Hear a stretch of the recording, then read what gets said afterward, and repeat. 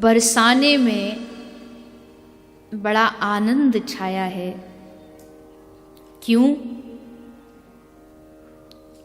बोले आज एक सुनहारन जो स्वर्ण आभूषण बेचती है, वो सुनहारन आज पूरे बरसाने में हल्ला मचा रही है, जोर जोर से अपनी मीठी वाणी से सबको आकर्षित कर रही है। अरे कोई पायल ले लो, अरे कोई कंगन ले लो, अरे कोई कानों की कुंडल ले लो, बिछिया ले लो, जोर जोर से आवाज लगा रही है। और उसकी वाणी में बड़ी मधुरता है, बड़ा रस है। और ये भी कहती है कि जो हमसे हमारे हाथों से पाँव में पायल पहनेगी ना, उसका प्रियतम उस पर रीझ जाएगा। हमारे हाथों में कुछ ऐसा जादू है, हम जाबी सखी को पायल पहनाती है, वहाँ को खसम वाते कभी रूठे ना है। ब्रज में के ना जो प्रियतम जो पति होवे वहाँ को खसम के हैं, तो बोले वहाँ को खसम वाते कभी रूठे गो नहीं। तो लालच देती भई हल्ला मचा रही है। सब बरसाने की सखियां बाहर आ गई। अरे वाह, कैसी सांवरी सलोनी सुनहारन है, कितनी प्यारी है, सांवला रंग है, जादू में इतना मधुर, आवाज में ऐसा स्वर भरा हुआ है कि मन करे सुनते जाओ सुनते जाओ, लगते अच्छे घर की सुनारन है। अब बेचते बेचते अब देखने में तो सबको बढ़िया लग रही, पर खरीद कोई कुछ नहीं रहा उस सुनारन से, क्योंकि आवाज में ही सब मुग्ध हुए बैठी है। तो सुनारन रुकी एक घर में और एक सखी को बोली, अरे सखी थोड़ा सा जल मिलेगा क्या? चिल्लाते चिल्लाते हमारा तो गलो ही सूख गयो, काई ने कछु लियो ना दियो, पूरा दिन और खराब है वो। तो सखी बोली, हाँ हाँ बैठो बैठो, क्यों ना, जल मिलेगा, भोजन मिलेगा, जो आप कहोगी वो मिलेगा। ना ना हमको कछु ना चाहिए, बस कहा बताएं, अब ये सुबह से घूम रही हूँ, कोई ग्राहकी नहीं मिलो, कैसो बरसानो है तुम्हारो? अरे मैं तो बड़े बड़े महलन में जाके अपनो ये आभूषण बेचूं, मैं ना ऐसे गली गली में भटकूं, पर आज तो मेरा मन करो चलो बरसाने के बारे में बड़ी सुनी है, तो ऐसी घूमती घूमती आ गई या गांव में, पर लगे तुम्हारो बरसानो तो कंगालन को है। अब सखी बोली, अच्छो अभी लगे तुम बरसानी घूमी नहीं हो। बोले सुबह ही ते तो घूम रही हूं, गलो बैठ गए हो चिल्ला चिल्ला के। कहना क्या चाह रही हो आप हमारे बरसाने को बदनाम कर रही हो। ना ना बदनाम नहीं कर रही, मैं समझ गई हूं, मेरे समझ में आ गई। अब इतने महंगे गहना या गांव में कौन लेगो, सब गरीब आदमी हैं। सखी बोली, हमारी श्री जी के महल गई हो तुम? महल जाके देखो, तुम्हारी पूरी जो टोकरी भरी है ना श्रृंगार के आभूषणों की, सब एक बार में खत्म हो जाएगी। क्या बात करती हो, हमारो बरसानो वैकुंठ ते भी कम नहीं है। हाँ हाँ बहुत बहुत, हाँ सुनी तुम्हारी बरसाने के बात में, पर वही वाली बात है कि दूर से ही देखने में बढ़िया लगो, यहाँ के सब असलियत पर तो चल गई। गोपी बोली, बहुत बोले तू तो, कछु भी बोले, चल तो कुछ श्री जी के महल लेके चलो। पकड़ी हाथ और पकड़ करके वृषभान लली के महल में गोपी ले आई। अब आगे मिली ललिता सखी, ललिता ठाड़ी। तो सखी ने जाके कही कि ललिता जू आज इस सुनहारन आई है और या की बिक्री ना हुई, कोई बोहनी ना हुई, तो मैं सोची श्री जी महल में ले आऊं, और थोड़ी सावधान रही हूँ, बातूनी है बहुत, बात करना चालू कर देगी तो छोड़ेगी नहीं, या हमारे काम की बात करके यहाँ पे तो जो खरीदनो खरीदो और या आगे भेज दियो। और निवेदन है कि कछु ले लीजो, ना तो पूरी दुनिया में जाके हमारे बरसाने को बदनाम करेगी, क्या की बातन ते लग रही है। तो ललिता जी ने बिठा लिया, दिखा क्या लाई है। तो सुनारन बोली, तुम लोगी? बोले नहीं हम नहीं लेंगे, हमारी लाडली जी लेंगी, पर पहले हम तो पसंद कर लें। बोली नहीं, जो लेगी हम तो उसी को दिखाएंगे। तो ललिता बोली, सच कह रही है, ये इस गोपी सही कह रही थी, तू तो बहुत बोलती है। अरे जब हम कह रहे हमें दिखा, हमें पसंद आए तो आगे तक जाएगी, नहीं पसंद आए तो यहीं से वापस। अच्छा ऐसी बात है।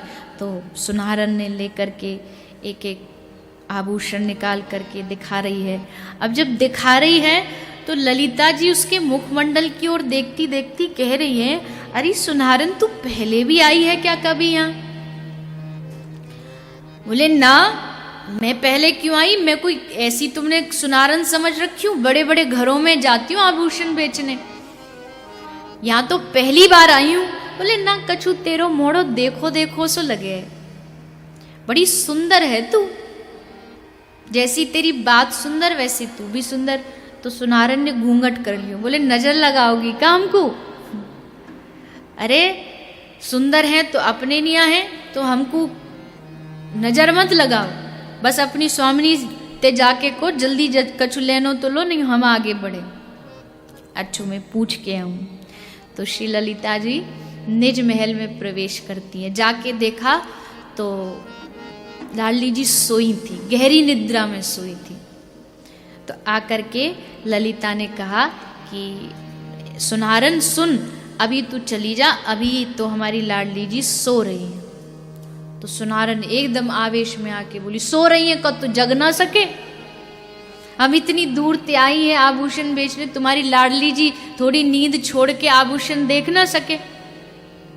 और हद हो गई। बोले सुनारन तो लड़ने पे उतारू हो गई, लड़ने के लिए तैयार है।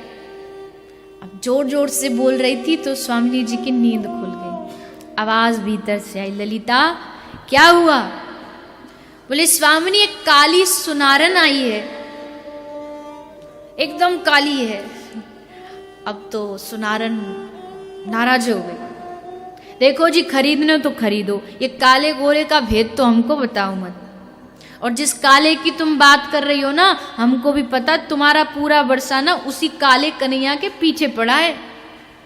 तुम्हारी श्री जी भी उसके पीछे पीछे जाती हैं, तो ये काले गोरे का भेद हमको मत समझाओ। ललिता बोली, अरे तू रूठ काय को रही है? अरे ठीक है कारी है पर सुंदर तो है, का भयो कारी हुई तो। अच्छा अब हम ज्यादा इधर उधर की बात नहीं करेंगे, बताओ इनको खरीदने? बोले हाँ चल भीतर चल। और सुनारन का हाथ पकड़ के ललिता जी भीतर लेकर के आती हैं। अब सुनारन जब भीतर प्रवेश कर रही है तो जो महल की जो शोभा है उसको देख करके एकदम आनंदित हो रही है। वाह वाह, यहाँ की शोभा तो वैकुंठ से भी बढ़कर है, वैकुंठ भी फीका पड़ जाए इस महल के सामने। तो आनंदित होती होती सुनारन पहुंच गई एकदम श्री जी के सैया के नजदीक। ललिता बोली, ये देखो स्वामिनी, ये है सुनारन और ये अब आपको आभूषण दिखाएगी। तो सुनारन ने एक एक आभूषण निकाल के आभूषण को रखती जा रही है। स्वामिनी आभूषण को तो नहीं देख रही, पर सुनारन को देख देख करके कहती जा रही है, वाह कितना सुंदर है, वाह कितना सुंदर है। बोली हाँ बिल्कुल, हमारे सारे आभूषण बहुत सुंदर है।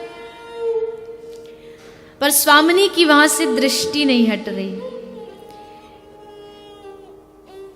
श्री जी कहती, अरे हम आभूषण की बात नहीं कर रही, हम तेरी बात कर रही हैं। कहाँ की सुनारन है तू, बड़ी सुंदर है। तो सुनारन बोली, अजी कैसी बात करती हो? अरे हम कहाँ के सुंदर हैं, सुंदरता की तो मूर्ति आप हो, आपके तो अंग अंग में सौंदर्य भरा हुआ है। आज तक आपके बारे में हमने बड़ा सुना था ब्रजमंडल में, पर आज आपके दर्शन करके मैं कृतार्थ हो गई। राधा रानी कहती, सुंदर तू है पर मीठा भी बहुत बोलती है, बड़ा मीठा शब्द हैं तेरे, और तुझे देख के कुछ ऐसा लगता है कि तुझसे जन्म जन्म का मेरा कोई नाता है, कोई जन्मों जन्मों का रिश्ता है। अरे क्या बात कर रही हो आप? कहाँ आप वृषभानु नंदिनी, कहाँ हम जैसी सुनारन जो गांव गांव में जाके चिल्ला चिल्ला के आभूषण बेचती है? भला कोई रिश्ता है हमारा और आपका? ना ना, कोई रिश्ता नहीं है।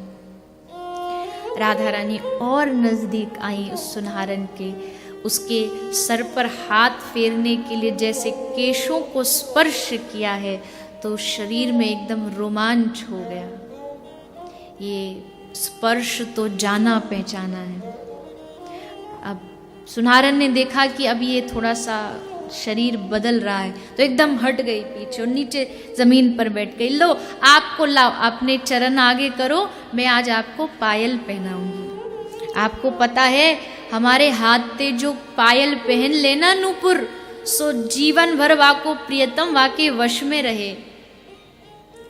ललिता हंस के बोली वो तो वैसे भी है, पर चल तू कह रही है तो चल पहरा दे। तो सुनहरन ने श्री जी के चरणों को अपने हाथ में लिया और पायल पहनाने के लिए आगे बढ़ी। तो राधा रानी ने पूछा, अच्छा एक बात बता, पहले ये तो बता तू इसका मोल क्या लेगी? मोल भाव तो कुछ हुआ ही नहीं, तू तो पहनाने के लिए उतारू हो गई। अरे पहले मोल भाव तो बता कि हम इसको वहन कर पाएंगे या नहीं। सुनहरन बोली, देखो मोल भाव ये है, जो मैं कहूंगी वो देना पड़ेगा, कोई मोल भाव नहीं, जो मैं कहूंगी मंजूर है। ललिता बोली, ऐसे कैसे मंजूर है, तू कुछ भी मांग ले। पर श्री जी के मुख से निकल गया, हाँ मंजूर है, जो तू कहेगी वो देंगे। अब तो सुनहरन आनंदित हो गई, श्री जी के चरणारविंदों को पकड़ा, मुग्ध हुआ, मुग्ध होकर के वो पायल चरणों में पहनाया और स्वामिनी जी एकदम प्रसन्न है। सुनहरन के आंखों से अश्रु बह रहे हैं। कुंडल लिया, श्री जी के कानों में पहनाया, कंगन लिए, हाथ में पहनाया, मोतियों का हार लिया, उनके कंठ में धारण कराया। चरण पकड़ के अब सुनहरन मौन हो गई, जो अब तक इतनी बड़बड़ कर रही थी, चरणों को पकड़ते ही मौन हो गई, नेत्र अश्रुओं से भर गए और हाथ जोड़ कर के सुनहरन कह रही है कि हे स्वामिनी, ये जो आपके चरण हैं, मोल में हमें इन चरणों का दास बना लीजिए। यही मेरा मोल है, मुझे सदा सदा के लिए अपने चरणों का दास बना लीजिए। जब नेत्रों से झरझर अश्रु बहने लगे, उन नेत्रों का, उन कमल नयन की नेत्रों को स्वामिनी पहचान गई। आँख के अश्रु भरे नेत्रों को स्वामिनी ने देखा, अरे ये तो मेरे प्रियतम श्याम सुंदर हैं। बस ये कहते हुए उसको उठाया और अपने हृदय से लगा लिया। ऐसा अद्भुत आनंद, प्रिया प्रियतम का सुंदर मिलन। श्री श्याम सुंदर हर पल ललचाते थे कि मैं क्या बन के पहुंच जाऊं निज महल में, कोई रूप बना लूं। कभी सुनहरन, कभी चूड़ी बेचने के लिए आ जाते हैं, कभी गोपी बन के आ जाते हैं। ये सब रूप धारण करते हैं श्याम सुंदर अपनी लाडली जी की एक झलक पाने के लिए। बताओ ऐसा आनंद और कहाँ होगा विश्व में, या किस अवतार में होगा जो आनंद कृष्ण अवतार में है। जो ये दिव्य लीला ये ब्रज में ही मिल सकती है और कहीं नहीं मिलेंगी।